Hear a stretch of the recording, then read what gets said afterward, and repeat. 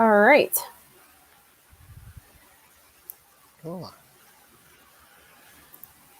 And we're back with another, and we're back with the Pop Culture Cosmos. It's Gerald Glassford coming right back at you here. Just wanted to go ahead and thank everybody for watching and listening around the world on radio stations and also Facebook Live. Cannot thank you enough for watching and listening to us. Gotta just appreciate everybody going ahead and check us out here at the Pop Culture Cosmos. But it's that time again. Time to talk some television.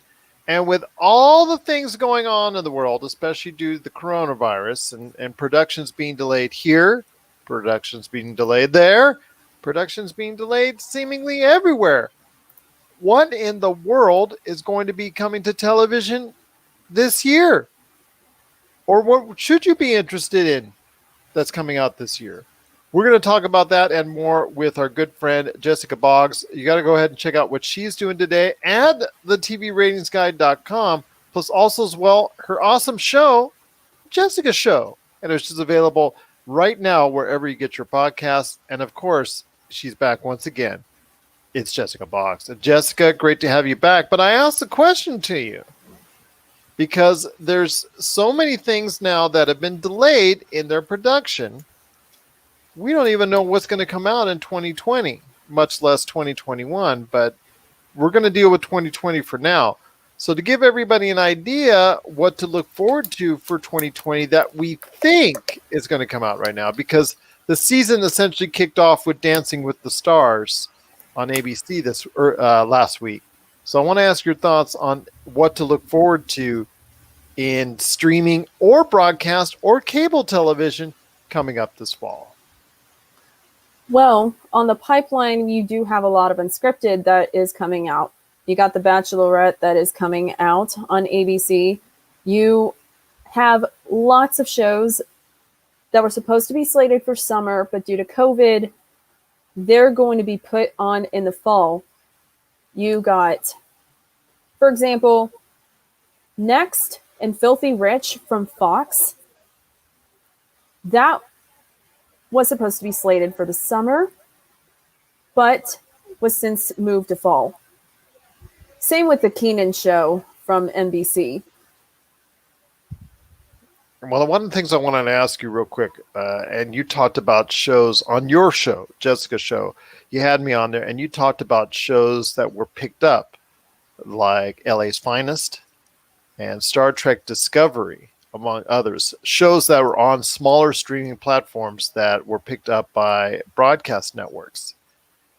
Do you see an extended future for any of them as far as being a success? Because I think if anything breaks out of these shows that you talked about migrating from a smaller platform to this broader platform, I think Star Trek Discovery could be one of those shows that could maybe find a home permanently. Maybe. I think so too with Star Trek Discovery, though. Although with the rest, I think it's still too soon to tell, especially given the current situation going on. I don't think LA's Finest is going to survive that long on a broadcast platform, given what the heck is going on in 2020, but who knows?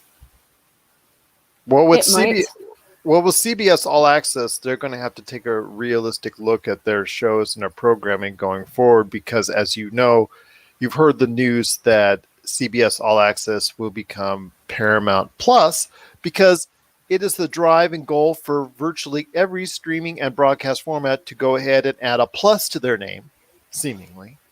Like Disney Plus, ESPN Plus, Apple Plus, this plus, that plus, everything plus.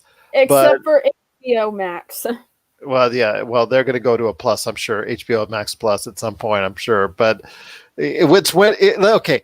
You know what would be brave if a streaming network would actually come out with a minus, just to go ahead and troll the other ones. Just call it, let's say, like Hulu minus. There you go. But I will say Quibi minus. Yes, Quibi. Well, Quibi is a minus right now, but we won't go there. Poor Quibi. But, if there are shows that people can count on, because as we've talked about, all these major broadcast shows, if they're scripted dramas, scripted comedies, they are the ones most likely affected by these changes with the coronavirus. Are there any shows that have been an establishment of broadcast television that they can look forward to coming out in the not too distant future? ABC's comedies are returning. I did mention this. They will be coming back. The first three on the 21st, and then the last one on the 28th. Because they've been in production. As apparently a 30-minute sitcom is apparently easier to produce than a 1-hour drama. So ABC Logic decided to put these 4 shows on in the Wednesday schedule for now. But I'd rather see and wait what happens through there. Absolutely. And there's a lot to talk about indeed. Once again, I'm talking to Jessica Boggs with the TVRatingsGuide.com. You got to check out all the great articles, basically all the great stuff, the articles, the reviews, the updates on ratings, and so much more at the TVRatingsGuide.com. I will say this, my friend, when it comes to what people can look forward to, it's not only just broadcasting, but the things that are coming to streaming. Obviously with The Mandalorian being something very hotly anticipated, as Marcus and I spoke about on Friday's show, that the Mandalorian season 2 coming October 30th, that's going to be a big key for Disney Plus. WandaVision is going to also be something that Disney Plus is going to focus in on 2020 that have been told are guarantees for 2020. We don't know about a lot of the other shows that are coming to both streaming, cable, and broadcast, and their tenuous future as far as coming short term. I mean, are we going to be seeing very limited amount of shows going forward in the near future? And are we going to be relegated to, like you said, easier to turn around packaged comedies and also, live programming, competition programming, things that you can go ahead and shoot on a much shorter and less expensive notice? I think there's going to be a lot more 13-episode seasons coming forward for the dramas. Apparently, what's coming on for in September on Netflix, there's The Chef Show, Season 2, a Netflix documentary. And then there's A Perfect Crime, country-ish, The School Nurse Files, Sneakerheads. These are some of the shows that are coming on right now on Netflix. Nothing that's going to jump out and stream. You got to go ahead and check it out. Maybe even their plans are being delayed a bit, as they just went into production with the movie that both The Rock and Ryan Reynolds, they just got back underway with their movie that they're currently working on for Netflix, but that was delayed because of the coronavirus. And you're just seeing this Stranger Things that's going to be delayed, I'm sure. And there's other, there's a lot of other entertainment entities that are obviously affected by this, but in the short term, is there 1 or 2 shows that you think people have to go out of their way and check out? Because for me, I think it is Star Trek Discovery Season 1.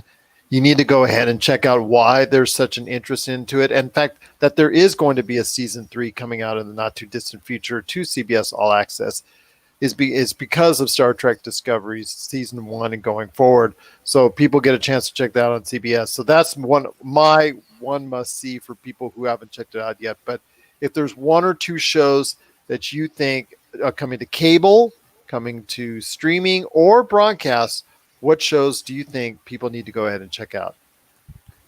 There's nothing really that kind of like jumps out at me at the moment until like around October or November. Nothing really in the pipeline that I'm seeing, even from a Disney Plus standpoint, but the thing is, they're adding the Wolverine, which is already available since September 4th, which joins the growing library of Marvel movies that have been on the platform, including Iron Man and Avengers Endgame. Well, yeah, that's just because they've got the Fox properties, and you're going to see that going forward, where some of these Fox properties will be migrating over to Disney Plus. I eventually think they're going to have to migrate everything over from Hulu, and I've talked about that before, and make Disney Plus basically a one-stop shop for everything Disney, whether it's ESPN, Hulu, whatever. It's going to have to, I think, eventually become to the point where Disney Plus is the biggest entity of the three, and that it would be a great deal that you could go ahead and say, all right, I'm going to bump up the price of Disney Plus to $14.99, but I'm giving you the entire Hulu library and the entire ESPN Plus library on top of it, instead of trying to offer a bundle where you have to go to here, and then you have to go to there, and then you have to go to there. You could do it all at one place. I think eventually that's the way Disney Plus is going to go. I think so too. And screw Freeform. Let's move everything to Disney Plus. Oh, don't even get me started on Freeform has been a source of our trolling for what, 2-3 years, I would say, now that we've known each other. Freeform why it's still in existence, I don't know. Then again, I don't even know why the CW is still in existence and not everything's been migrated over to HBO Max, but that's something I spoke with Josh with. Or CBS All Access or Paramount Plus. That's coming out pretty soon. Well, that's the thing. CBS All Access, it's CBS All Access right now, and it will be at the start of the year Paramount Plus. How much do you know about what Viacom CBS Entertainment will be staying on the Paramount Plus platform going forward? Is it Paramount just taking over a name only? Is it content wise that they're going to be dealing more with?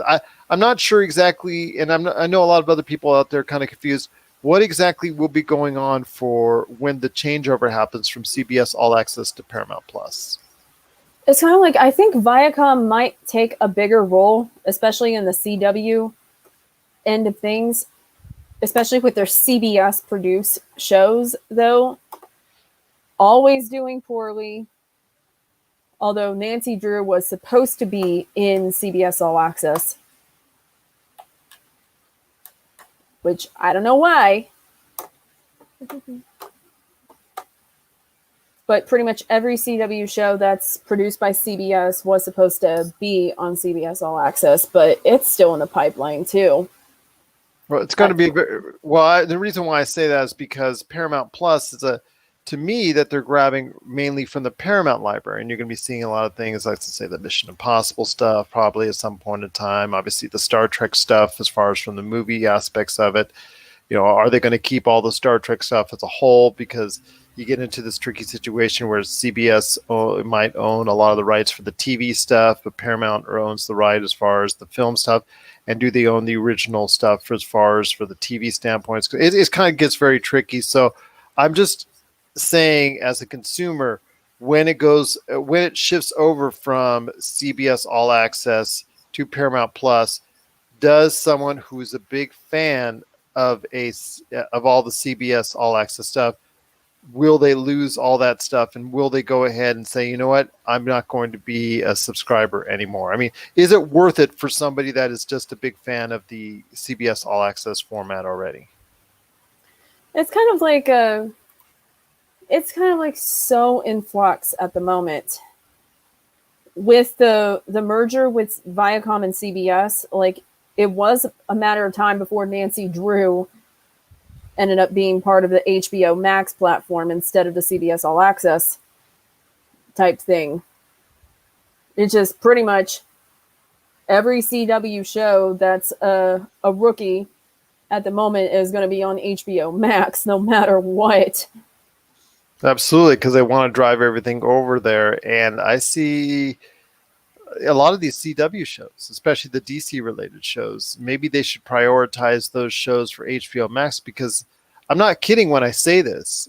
and I'm not trying to troll, but it's going to sound like I'm trolling CW, as you and I have done again, like with Freeform over the past 3-4 years. And that is this.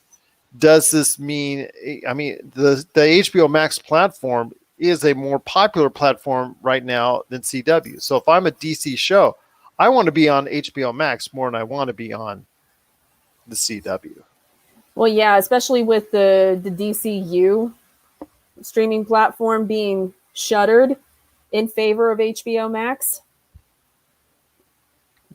Doom Patrol, cough, cough. And yeah, so it just really doesn't make sense for shows of the nature of all the stuff that we see, from Black Lightning to what's going on with Superman and Lois Lane and all these other shows, Batgirl, and of course The Flash.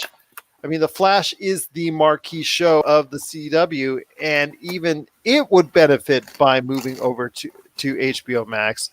So to me, it's kind of the future of the CW is very much in peril, very much in doubt. I don't even know why. In some cases, it's still around.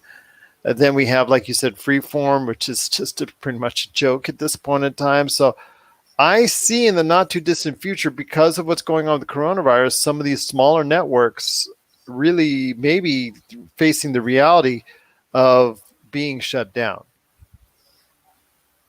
Exactly, but stranger things have happened. Like the CW lived through the writer's strike of 07 and 08. But imagine living through the coronavirus, which is like the writer's strike times 10. Yes, so we'll wait and see what happens with that. But it's been a great pleasure having you on once again. But before we head on out, you got to update me on what's going on with your show, Jessica's show, and then also what work you're doing for the TVRatingsGuide.com. Well, we're getting started with, like I said, everything is in flux, but we have reviews, we have cable renew, cancel updates, and we do have all original shows coming out at the moment, like you're reading a television show for some apparent reason. We also have like some of our opinion pieces, and we also have our off-topic threads. For Jessica's show, I'm currently editing the audio for the collaboration as we speak, and it should be available hopefully soon. Collaboration with who? PCC. There you go. Yes, I was on Jessica's show recently, and she's going to be putting that out soon to all podcast formats. Just want to thank you for the opportunity. I hope to go back on your show once again real soon. But before we head on out, we could be talking wrestling, but I'm going to just go ahead and put that on the back burner for now. We're going to go ahead and get next time around. We'll go ahead and talk about that, because you and I love to pick on the world of wrestling, especially because I'm such a big fan of it. And I think I have a feeling you are too as well. But I want to ask you this: with the success of Holy Moly and the dusting off of Wipeout, and rebooting that with, as my daughter would say, John Cena, and the what's the Wipeout like show on the USA Network? Let me think. Because I just saw an advertisement the other day. I didn't know it existed, and they said, "Oh yeah, you can check out the back episodes of this show on the USA Network app." And I was like, "Oh wow, I didn't even know it existed." I think. But you know what I'm talking about, Ryan. It's the Wipeout revival, apparently. No, it's not Wipeout. It's not Wipeout. Cannonball. Like Cannonball. That's right. Cannonball. That's the one by. I think that's the one hosted by The Miz. Was that the one hosted by The Miz? Yeah. Okay. So that's the one hosted by The Miz. But anyways, as I was saying, so you're seeing the Cannonball with The Miz. You're seeing the revival of Wipeout with his one-time WrestleMania opponent, John Cena. And you're also seeing Holy Moly. So it tells me that even though the Wipeout was canceled at one point in time. It's being revived again. Shows me that there's a great interest, and that Holy Moly was a success, and that those type of amusing water platform, and you could even say American Ninja to an extent uses that type of format. It just shows you that type of water calamity type format is really a great selling gimmick, and we should be seeing it on. I have a feeling we're going to be even seeing more shows like this down the road. Oh yeah, we probably will. Plus, we also have like a bunch of game show revivals that I did talk about with The Weakest Link and Jane Lynch not too long ago. I don't know how that got revived, as it only lasted a season and a half, or maybe two, under Ann Robinson as the host, and then went syndicated for at least one or two more seasons with George Gray as a host. I don't know how that got revived. Who's next? Who's next? 1 versus 100? Of course, that would be great. That would be awesome indeed. I love that. When it was part of the Xbox format, that was the best. I thought that was truly an inspired idea, and I'm sorry to have seen that go. And I think you will be seeing something like that in the video game realm coming up at some point in the future down the road. And at least the idea and concept will be revived again. But it's interesting to see that all these things are being brought back as far as game shows wise, as far as everything entertainment wise. But you know what? It won't be complete until we see a revival of MXC, which is the whole instigator of the Wipeout, Cannonball, Holy Moly type movement. If it wasn't for MXC, this all wouldn't be taking place now. So want to go ahead and see a revival of MXC, which would make it all complete. If you don't know what I'm talking about, just type in on a Google or Bing MXC, and you'll be able to see some of the old videos of that, and you'll be laughing your butt off. That's for sure. Most Extreme Elimination Challenge. It was so funny. It was based off of, it was a satire game show based off of an actual game show that was filmed many years ago in Japan. That was really hardcore. Let's just say hardcore version of Wipeout and things of that nature, where people would legitimately get hurt and legitimately just do some crazy stunts and crazy things that would even put Holy Moly and Wipeout to the test. So if you ever get a chance, check out MXC. I know you're not going to be able to get it on videotape, because I recently saw an article that says it's one of the most valuable and most expensive videotapes to get out there. So if you get a chance, just check it out on YouTube or wherever you can get on streaming, because MXC, definitely, if that ever comes back as far as a satire to Comedy Central or something like that, that would be a truly awesome experience indeed. But Jessica, I just truly appreciate you stopping by. Any last thoughts before we head on out? We'll probably have more to come as soon as with September TV and all the other things that are in flux. But until then, we're going to see a lot more live events with Thursday Night Football and WWE. And Dancing with the Stars. Let's not forget about Carol Baskin. Dancing with the Tango. Yes, there you go. Once again, it's Jessica Boggs from the TVRatingsGuide.com. Her great site will tell you everything that's going on in the world of television, including the latest ratings for Dancing with the Stars and more, plus great articles, reviews, original programming, and more. You'll find it at the TVRatingsGuide.com, and of course her show, Jessica's Show, which you can find on all your favorite podcast outlets. Well, Jessica, it's been great having you back on the program. You're going to be back. You call it in October. You tell me when to get the update. We'll go ahead and get you on, and you can let us know exactly what's going on in the world of television, because it's ever in a state of flux. You were so right on that as far as the world of entertainment, because of what's going on and production delays and things of that nature. So we want to get you back on as soon as you want to come back on right here at the Pop Culture Cosmos.